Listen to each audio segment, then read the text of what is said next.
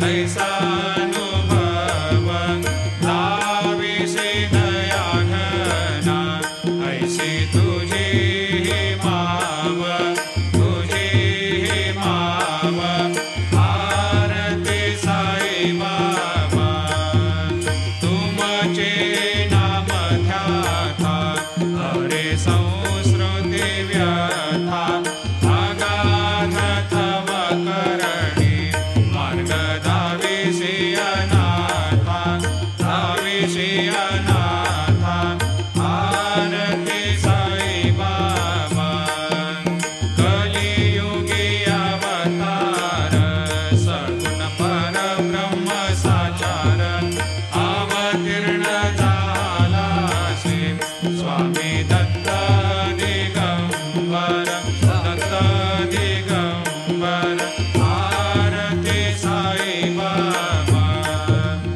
आठा दिवसा गुरुवारी भक्त करे देवारे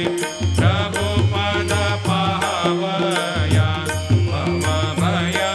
निवारे आरती साई बाबा माझा निज द्रव्य ठेवा तव चरण रज सेवा मागणे हेची आता तुम्हा देवाधिदेवा आरती साई बाबा इच्छिता दिन चातक निर्मल तोय निज सुख पाजावे माधवाया सांभाळ आपुली भाक आरती साई बाबा सौख्य दातार जीवा चरणार जातळी द्यावा दासा विसावा भक्ता विसावा आरती साई बाबा जय देव दत्तावधूता हो साई अवधूता जोडून करताव चरणी ठेवी तो माता जय देव अवतरसे तू येता धर्माते ग्लानी नास्तिकांनाही तुला विसी निज भजनी दाविसी नाना लीला असंख्य रूपानी हरसे दीनांचे तो संकट दिन रजनी जय देव दत्तावधूता हो साई अवधूता जोडून करताव चरणी ठेवी तो माता जय देव यवन स्वरूपी ऐक्या दर्शन द्वादिधले संशय निरसनिया तद्वैता घालविले गोपी चंदा मंदा त्वाचे उद्धरिले मोमिन वंशे जन्मुनी लोका तारियले जय देव दत्तावधूता हो साई अवधूता जोडून करतव चरणी ठेवी तो माता जय देव भेदन तत्वे हिंदू यवनांचा काही दावायासे झाला पुनरपि नरदेही पाहसी प्रेमाने तो हिंदू यवनाही दाविसे आत्मत्वाने व्यापक साई जय देव दत्तावधूता हो साई अवधूता जोडून करतव चरणी ठेवी तो माता जय देव देवा साई नाथा त्वत्पदनत भावे परमाया मोहित जनमोचन झनि भावे त्वत्कृपया सकलांचे संकट निरसावे देशील तरते त्वद्यश कृष्णाने गावे जय देव दत्तावधूता हो साई अवधूता जोडून करतव चरणी ठेवी तो माता जय देव शिर्डी माझी पंढरपूर साई बाबा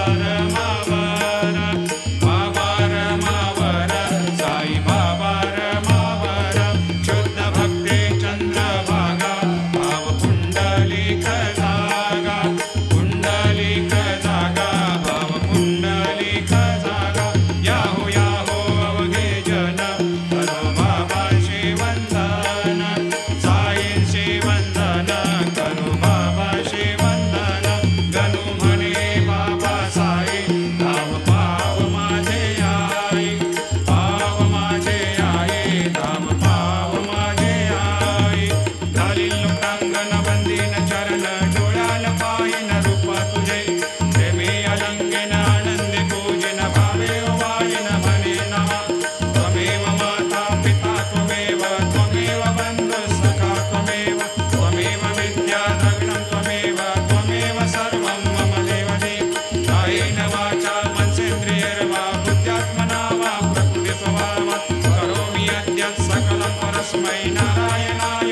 समर्पयामि अच्युतं केशवं रामनारायणं कृष्णदामोदरं वासुदेवं हरिं श्रीधरं माधवं गोपिकावल्लभं जानकीनायकं रामचन्द्रं भजे हरे राम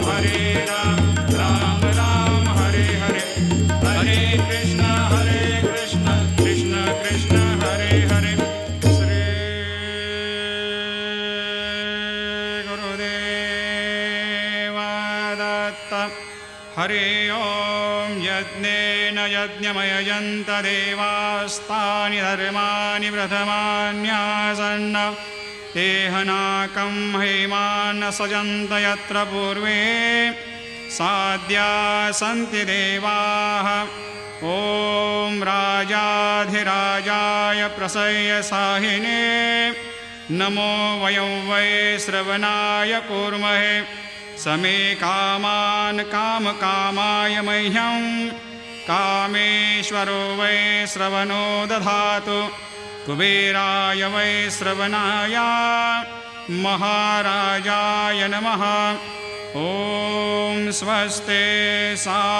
साम्राज्यं भोज्यं स्वराज्यं वैराज्यं पारमेष्ठ्यं राज्यं महाराज्यमाधिपत्यमयं समन्तवर्या ईस्यात् सार्वभौमत्सार्वायुषान्त्राधात् परार्धात् पृथिव्यै समुद्रपर्यन्ताया एकराळिति तदप्येष श्लोकोऽभिगीतो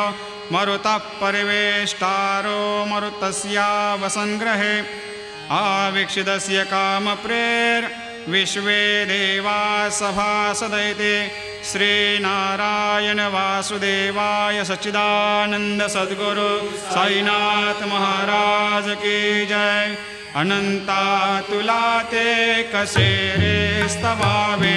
अनन्तातुलाते कसेरे नमावे अनंता मुखाचा शिनेशेषगाता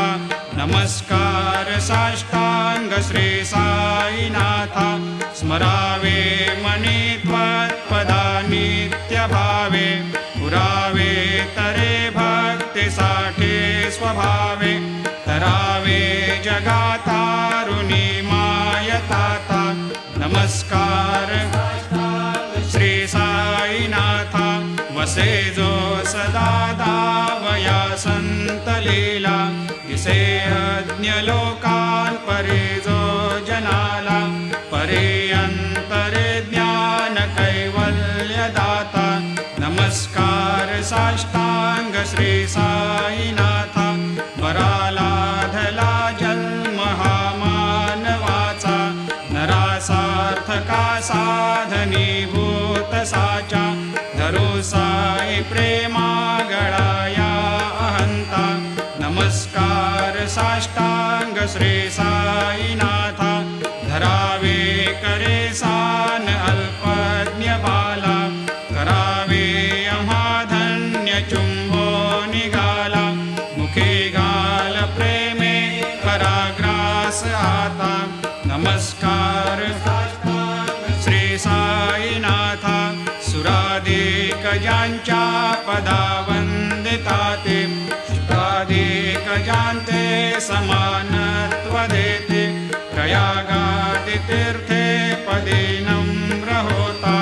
नमस्कार साष्टांग श्री साईनाथा तुझ्या ज्या पदा पाहता गोप बाले सदा रंगलेचे स्वरूपे मिळाले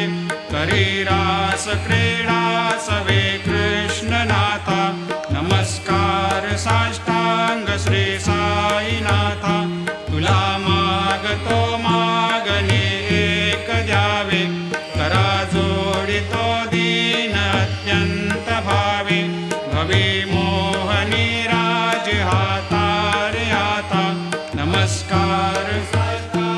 श्री साईनाथा ऐसा ये बा साई दिगंबरा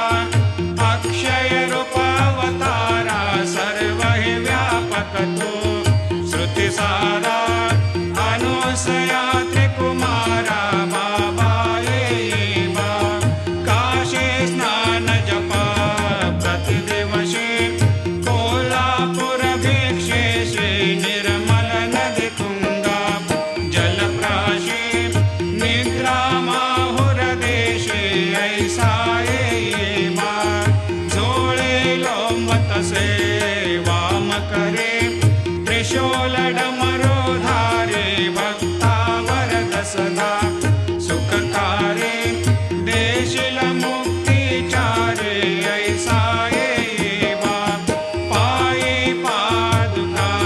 जपमाला कमंडलो मृगचाला धारण कर सेवा नागजटा मुकुट शोभतो माथा ऐसा ये बा तत्पर तुझाया जे ध्याने अक्षय त्यांचे सदने लक्ष्मी वास करे दिन रजने रक्षसे संकट वारुणी ऐसा ये बा या परिध्यान तुझे गुरुराया दृश्य करे नयनाया पूर्णानंद सुखे एकाया लाविषि हरि गुण गाया ऐसा ये बा साई दिगंबरा अक्षय रूपावतारा सर्व व्यापक तू श्रुतिसारा अनुसया त्रिकुमारा बाबा ये बा सदा सस्वरूपं चिदानन्दकन्दं जगत्सम्भवस्थान संहार हेतुं स्वभक्तेच्छया मानुषं दर्शयन्तं नमामीश्वरं सद्गुरुं साईनाथं भवद्वांतविध्वंसमार्तण्डमीड्यं मनोवागतीतं मुनिर्ध्यानगम्यं जगद्व्यापकं निर्मलं निर्गुणत्वां नमामीश्वरं सद्गुरुं साईनाथं भवाम्भोधिमग्नार्दितानां जनानां स्वपादाश्रितानां स्वभक्ते प्रियाणां समुद्धारणार्थं कलौ सम्भवन्तं नमामीश्वरं सद्गुरुं साईनाथं सदा निम्बवृक्षस्य मूलाधिवासात् सुधास्राविणं तेक्तमप्यप्रियन्तं तरुं कल्पवृक्षाधिकं साधयन्तं नमामीश्वरं सद्गुरुं साईनाथं सदा कल्पवृक्षस्य तस्याधिमूले भवद्भावबुद्ध्या सपर्यादिसेवां नृणां कुर्वतां भोक्ते मुक्ते प्रदन्तं नमामीश्वरं सद्गुरुं साईनाथम् अनेकाश्रुतातर्क्यलीलाविलासै समावेशकृतेशान् भास्वत्प्रभावम्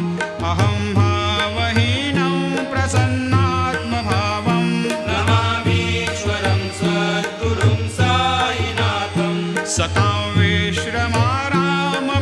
विश्रमाराममेवाभिरामं सदा सज्जनैः सस्तुतं सन्नमद्भिः जनामोददं भक्तभद्रप्रदन्तं नमामीश्वरं सद्गुरुं साईनाथम् अजन्माद्यमेकं परब्रह्म साक्षात् स्वयं सम्भवं राममेवावतीर्णं भवद्दर्शनात् सम्पुनीतप्रभोऽहं नमामीश्वरं सद्गुरुं साईनाथं श्री साईश कृपानिधेऽखिलनृणां सर्वार्थसिद्धिप्रदा युष्मत्पादरजप्रभावमतुलं धातापि वक्ता क्षमः सद्भक्त्या शरणं कृताञ्जलिपुट सम्प्रापितोऽस्मि प्रभो श्रीमत्साई परेशपादकमलान् न्यान्यच्छरण्यं मम सायिरोपधर रागोत्तमं भक्तकामविबुधद्रुमं प्रभुं माययोपतचित्तशुद्धये चिन्तयाम्यहमर्निशं मुदा शरत्सुधांशुप्रतिमं प्रकाशं कृपातपत्रं तव साईनाथ त्वदीयपादाब्जसमाश्रितानां स्वच्छायया तापमपाकरोतु उपासनादैवत साईनाथ स्तवैर्मयोपासनिना स्तुतस्त्वं रमेन्मनोन्मे तव पादयुग्मे भृङ्गो यथाब्जे मकरन्दलुब्धा अनेकजन्मार्जितपापसंशयो भवेद्भवत्पादसरोजदर्शनात् क्षमस्व सर्वान्धपरान्धपुञ्जकान् प्रसेद साये सद्गुरोदयानिधे श्री साईनाथ चरणामृतपोतचित्तास्तत्पादसेवनरतः सततं च भक्त्या संसारजन्यदुनितोर्धवनिर्गतास्ते कैवल्यधाम परमं समवाप्नुवन्ते स्तोत्रमेतत्पठेद् भक्त्या यो नरस्तन्मना सदा सद्गुरो साईनाथस्य कृपापात्रं भवेद्ध्रुवं करचरणकृतं वा कायजं कर्मजं वा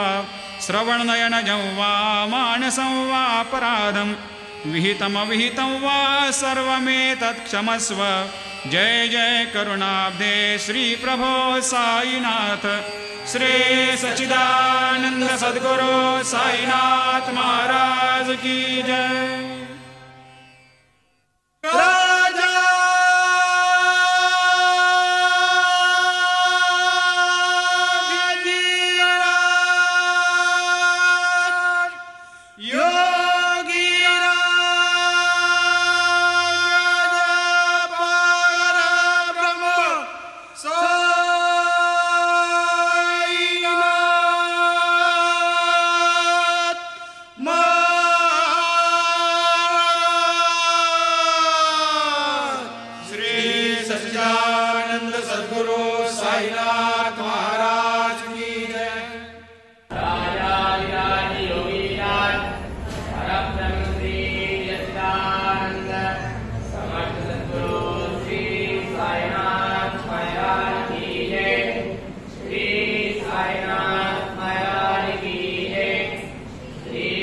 साईनाथ महाराज की जय।